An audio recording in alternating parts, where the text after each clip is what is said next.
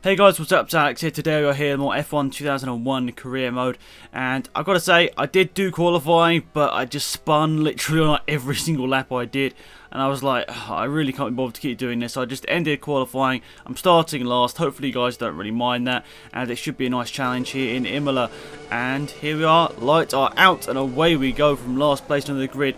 What are we going to do? A couple of stallers there. It looks like a BAR back of the grid. Not too sure what happened there with one of the Jaguars as well, going very slowly. We've made a really good start up into 13th position, and already right up behind this Prost and the Jaguar, so right up behind Bertie, and Verstappen's like 3 seconds back. Not too sure what's happened to him. So a 6-lap race here in San Marino or Imola, whatever you want to call it.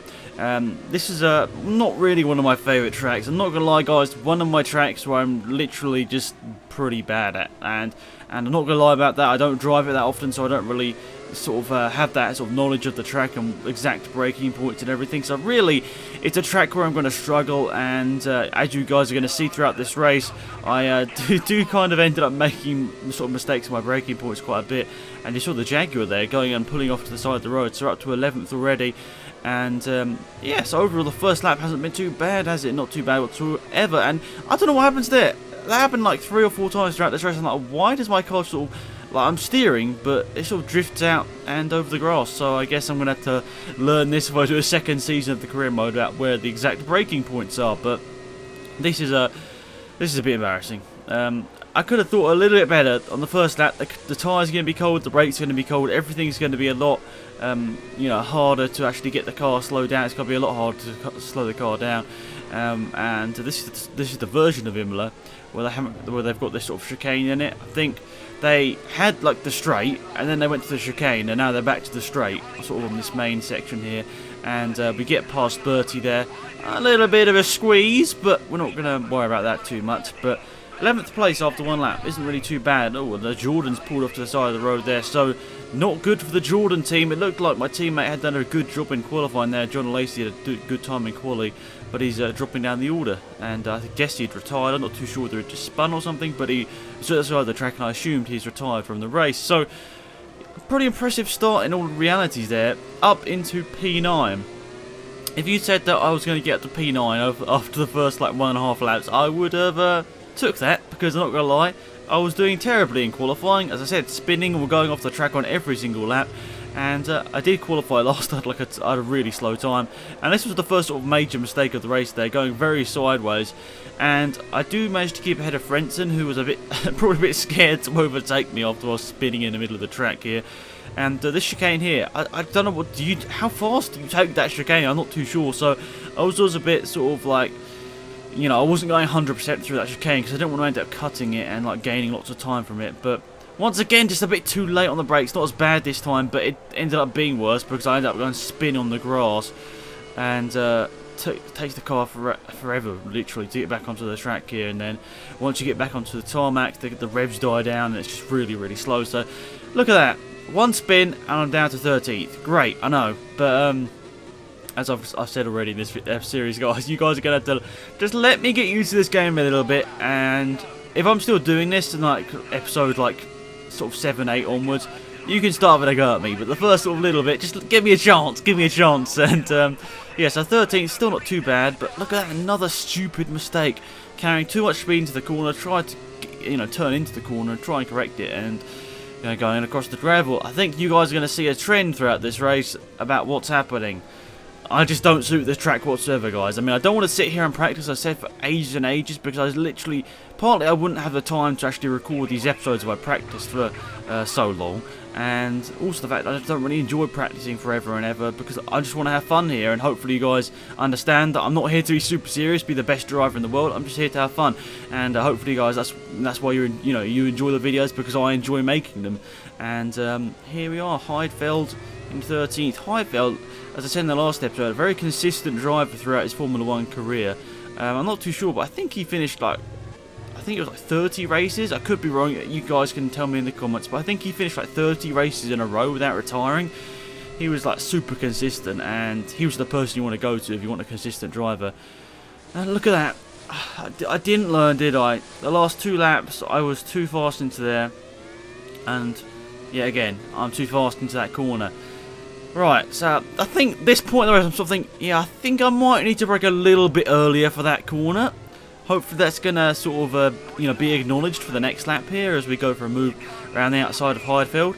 And I think Ralf Schumacher has retired from the race. Could be wrong. I saw his time go up at the top left-hand side of the screen.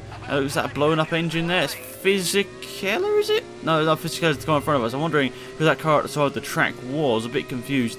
I was like, that's not Fisichella, is it? Fisichella's that blue car in front of us. So we're already halfway through this race now, and we've made, good progress throughout the field, I'd say, from 22nd up to 11th, but some silly little mistakes in there that definitely need to be ironed out throughout this season. And I think, as I said, Imola isn't a track that I particularly enjoy driving, so that's a big point about why this race probably wasn't too great. But so far, I think it's been consistently bad. And once again, look at this, we just carry too much speed in all over the grass. And we're trying to get the move done on Fisichella, but now we let Heidfeld through it. Marquez, this Tarso Marquez guy is just like, he's so much better than he is in real life. So yeah, maybe it's just because in this game not as many people are retiring or something. I'm not too sure, but yeah. Anyway, so once again, are we going to break? Yes, we make the corner. Can you guys give me an award in the comment section for making that corner at least once? But we don't go and mess up the next corner. So do I get that award or not? I'm not too sure. Anyway, we're going to be going to the last 2 laps here in a second, and as you guys sort of, I guess, can take through this video, it's not really my favourite track, and yeah, that's pretty much it.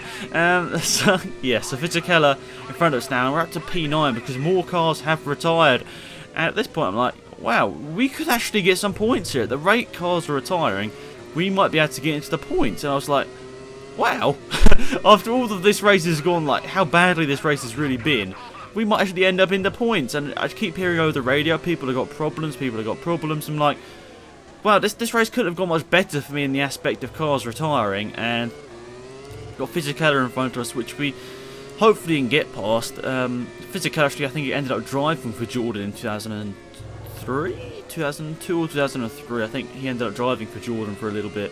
Could be wrong. I can't remember now. I think Jordan had Fisichella for a bit, and a little bit wrong through there. But so far, this lap hasn't been as bad as it. I don't think we've actually gone 4 wheels off the track, even though I probably will in a corner.